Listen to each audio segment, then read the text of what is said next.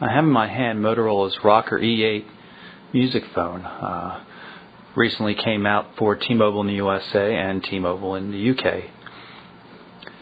Phone has a fairly slim profile, very solidly built, nice soft touch, rubbery kind of paint on the back, while it's glossy and perfectly flat on the front. Keypad, which I'll get into a little bit later, is quite different. It's touch sensitive, and you can see there are no real keys there, although there are some little nubs that help guide you on the keypad. The scrolling device here that goes around the D-pad is a very odd device. It's a mega wheel is what we call it. It's speed sensitive in terms of how far you move back and forth. It's not like a regular scroll wheel. It's a little difficult to use, but it's great for zipping through long lists, which I'll show you later.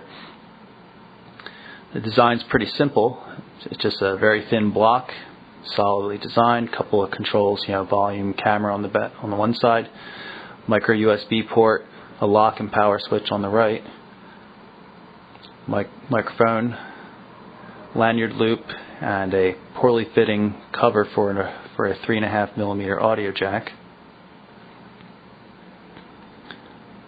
In terms of pocketability, though, it's quite pocketable, and you really can feel that this thing's tough.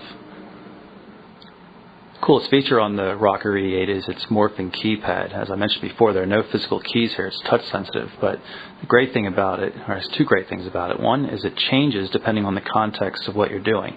So right now we're in a normal standby screen. I could be dialing, whatever. So it looks like a keypad. If I hit this music button here, you'll see the keypad automatically switches up, and what felt like buttons before are no longer buttons. There's new buttons here, and notice they're not even lined up with where the numbers used to be.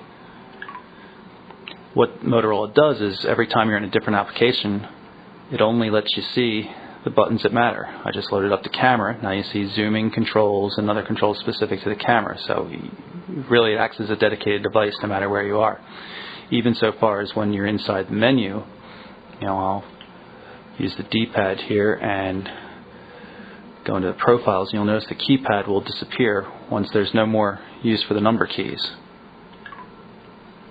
Even cooler with the whole thing is that it feels like they're physical keys pressing in. Motorola uses some unique haptic feedback technology and little piezo vibration devices underneath various locations here, so you get localized haptic feedback. When I press in, there's a click, and when I let go, there's another click, so it really feels like a button going in and out. It's quite realistic. It sounds a little funny, but it really is a nice feel to it, and it's great technology. With a device like the Rocker E8, music is tantamount of what it can do. So the music player is pretty capable. The device has 2 GB of internal storage and can accept a micro SD card slot that holds up to another 4 GB, so you can get up to 6 GB total. You can see if I just go through here and pick a song, displays album art, on the little progress bar. I can skip around if I want, or skip to the next track.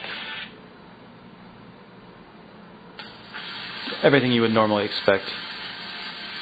Organizes music by band, the artist name, the album name, that kind of stuff, genre, just like you would expect.